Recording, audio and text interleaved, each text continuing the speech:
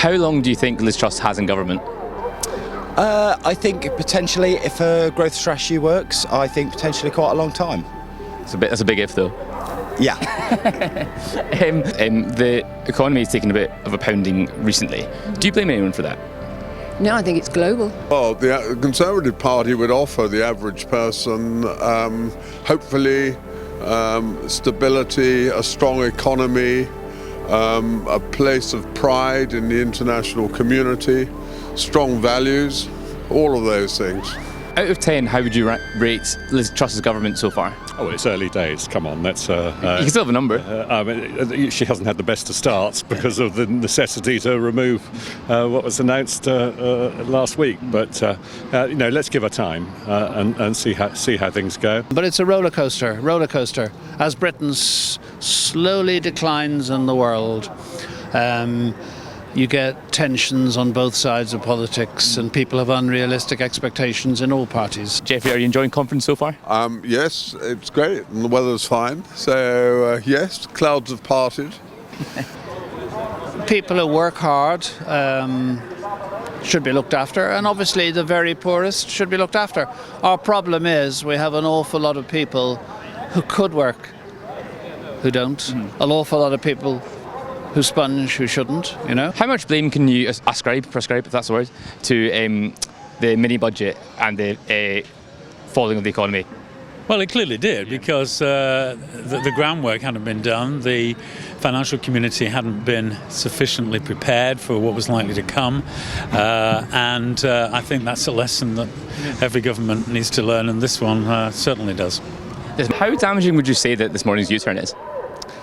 I think it's pretty damaging, but then it does show that at least they are listening. They are not, as they keep saying. Yeah. They're not deaf to people's calls. So the economy is in quite dire straits at the moment. Do you think Liz Truss will be able to sort it out? Well, it's going to be a global recession. I mean, we've never had the shocks, the like of which we've had in the last 3 years, and actually stabilising the economy and getting it out of recession and moving forward is going to be a massive problem. And who knows how long this ghastly war in the Ukraine is going to go on for. So it's so unpredictable. They're really very, very uncertain times, and nobody can stare into their crystal ball and come up with the right answer, because nobody knows. How much of an impact do you think the war in Ukraine has had on the economy? Oh, massive. I mean, massive. They hadn't spent massive amounts of public money to freeze the cost of energy prices. Poverty would be running wild, and therefore it's something that most of the civilised Western nations have done in trying to bring down the impact on residents around the world, and that has a massive cost. And where is the end of that? How long is that going to go on before energy prices stabilises and come back somewhere near where they were before the war started? What did you make of the announcement in the mini-budget when it was made? I think there was a failure of communication in the few days after it to explain what they were doing and why they were doing it. Lots of economists think there should be tax cuts. It's not a particularly radical thing to do, but a failure to explain it and a failure to sort of advertise what they were doing and why they were doing it is the mistake they made. How long do you think Liz Truss has in government? I think potentially, if her growth strategy works, I think potentially quite a long time. That's a big if, though. Yeah. Well, I've been a member of the Conservative Party off and on since the 1960s. Well, it's the party of the nation, it's the party of opportunity. It's the party that's the most rational party that seeks to do the very best for all of our citizens. Excellent. Why should someone vote for the Conservatives at the next general election, do you think? I think because fundamentally we have a message of trying to bring the country forward. I think we have a clear strategy of how to take it forward. I think we're in a bit of a culture shift at the minute. In what sense? In the sense that I think we have an increasingly divided society, and I think the Conservatives hopefully will lay out a very clear plan of how to bring us together. What does the Conservative Party offer to the average voter?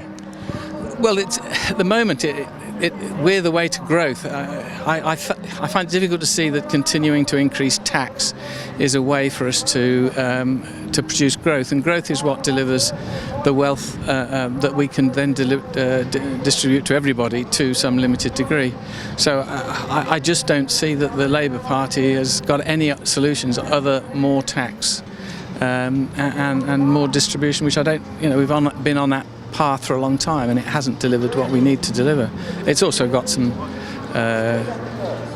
difficult positions on all sorts of, to contend that Eddie Izzard could be a woman, I find entirely baffling, and that seems to be one of the credos of the Labour Party at the moment. Well, the Conservative Party would offer the average person, hopefully, stability, a strong economy, a place of pride in the international community, strong values, all of those things.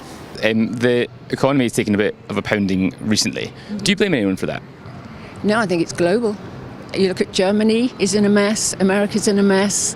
That doesn't mean that we should be in a mess.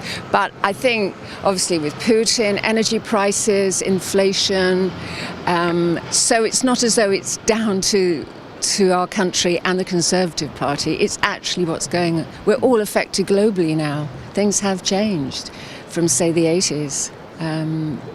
So I'm actually still very much in support of the party. I can't imagine being a member of any other party.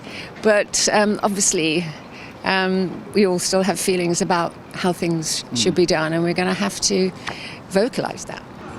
Did you back Liz Truss in the leadership election?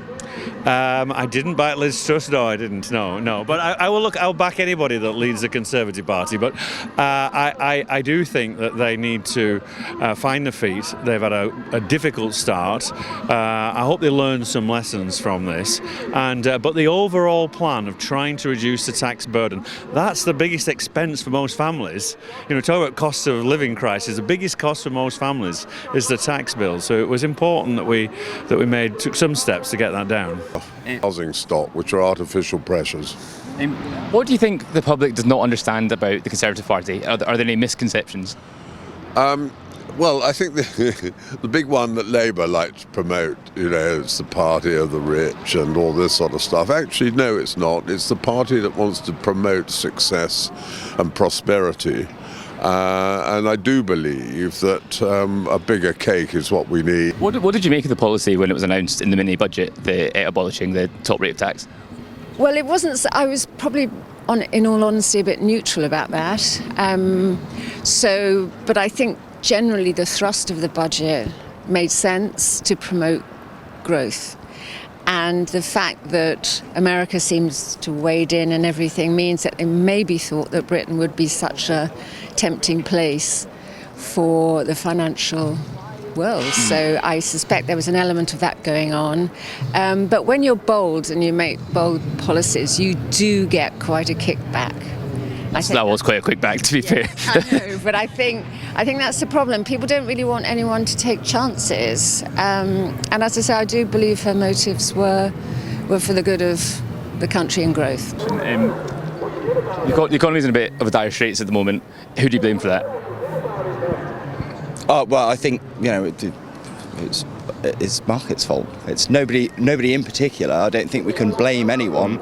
It's a horrible recipe of Putin and the COVID crisis, long-term strategic problems that are 20, 30, 40 years old.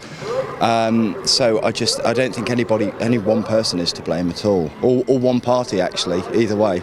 So it wasn't the mini budget that triggered the crisis in the pound? No, because the pound's already rebounded. And I think the economic questions are about a lot more than just the value of the pound. I think it's about getting enough capital spending into the economy, boosting our research into R&D, investing in future-proofed industries. I think it's a lot more than just the value of the pound.